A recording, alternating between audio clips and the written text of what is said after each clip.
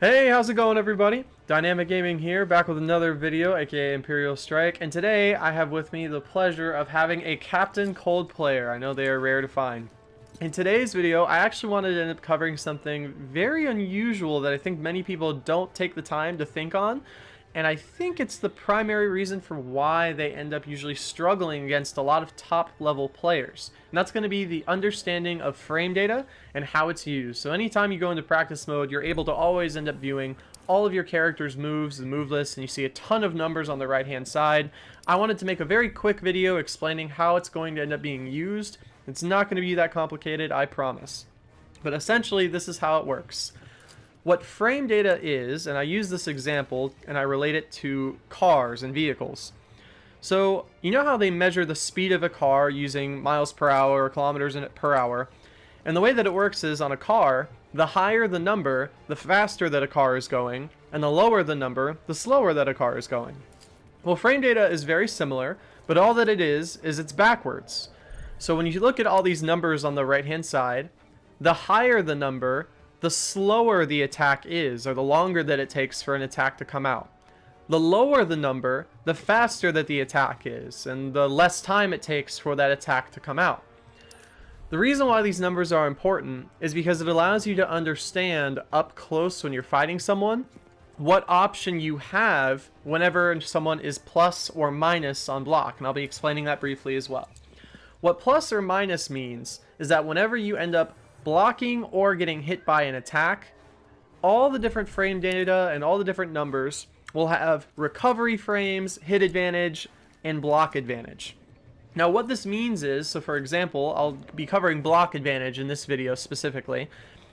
If, say for instance, I am Batman, if Batman does a string like 1, 2, I'll be +4 on block. What that means is I can move 4 frames before my opponent can.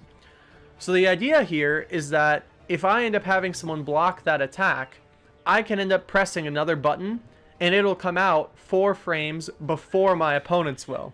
So in this case, I'm using a Captain Cold. Captain Cold has some pretty fast up close buttons, like a 6 frame down 1 that he can end up converting from. Not for much damage, but he can at least get wall into pushback, and that allows him to play his game.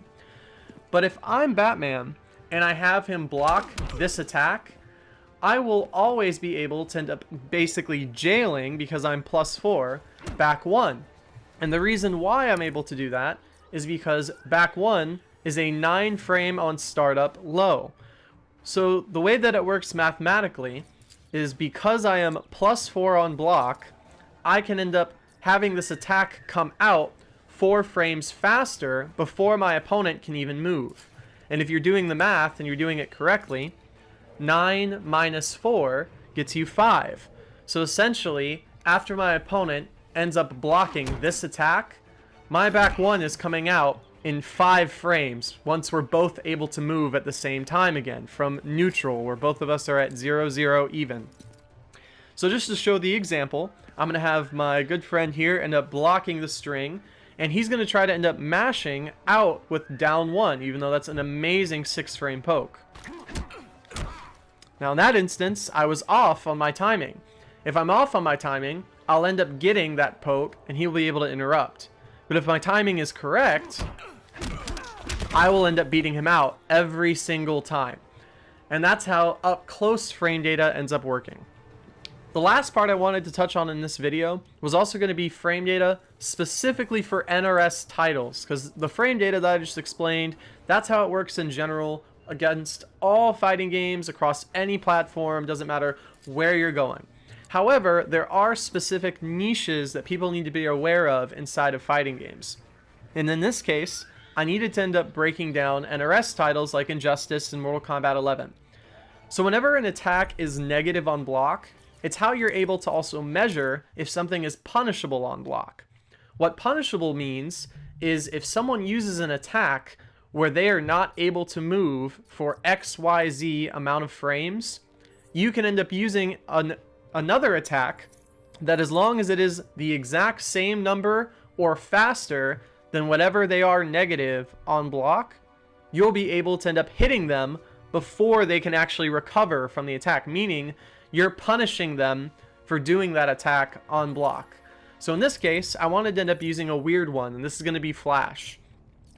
Flash is one of the characters that it's going to be a combination of not only frame data, but also it's going to be a combination for how negative and spacing an attack is on block.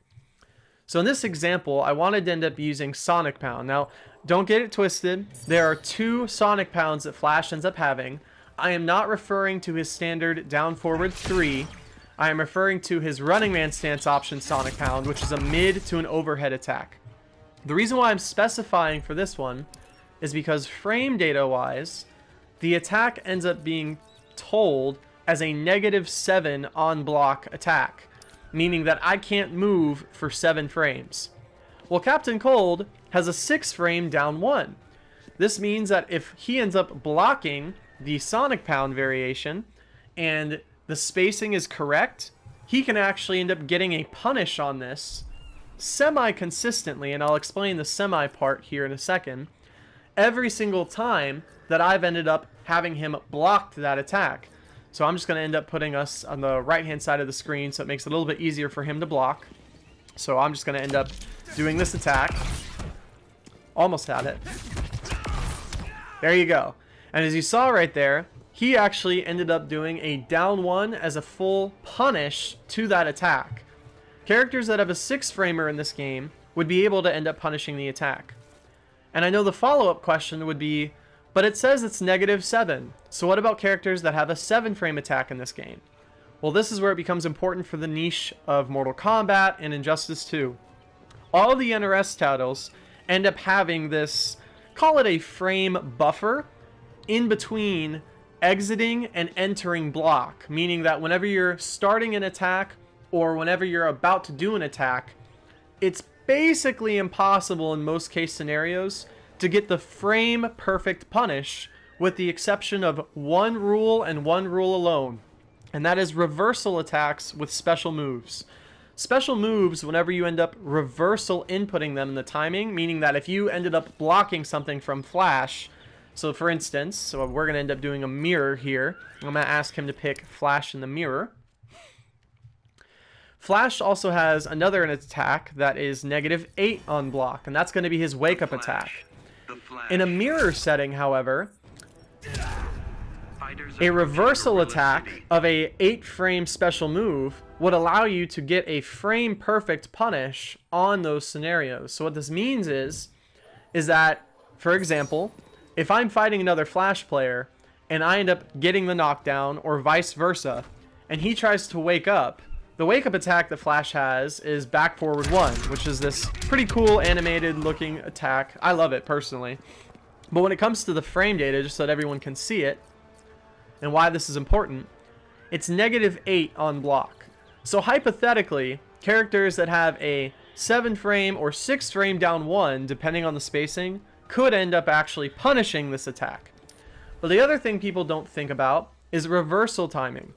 If you have an 8-frame reversal attack in this game, which when I say reversal, all that means is that on the very first possible movement that you can end up incorporating it, you can input a special move, and that special move will come out at the exact perfect frame. You're essentially cheating that extra frame that you normally would end up having to suffer through whenever you're blocking and switching from blocking to attacking. A reversal input will allow you to end up getting that frame perfect punish. So for example, I'm going to knock down my friend here, and he's going to wake up with the attack. The first time he wakes up with it, I'm going to try to end up hitting him with my 7-frame down 1, which on paper, that should end up punishing mathematically.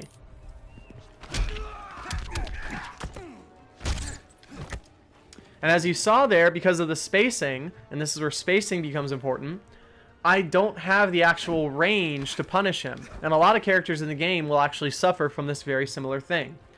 However, if I knock him down and I choose to use a reversal instead, that is a reversal punish. As you saw on the top left-hand side of the screen, it'll actually give you that extra little bit of a frame, but you may end up sacrificing damage, and it would be something that you're committing to after you are waiting for that option to be used by your opponent. I wanted to end up showing off these examples today in hopes that many people end up seeing this footage, ended up applying it to their own characters, not only in just across the board games, whether it's Street Fighter, Tekken, etc., but also to help people understand the examples for how it can be used in Mortal Kombat or in Injustice 2. Thank you so much for watching, everybody. I hope you enjoyed. Please hit like and subscribe.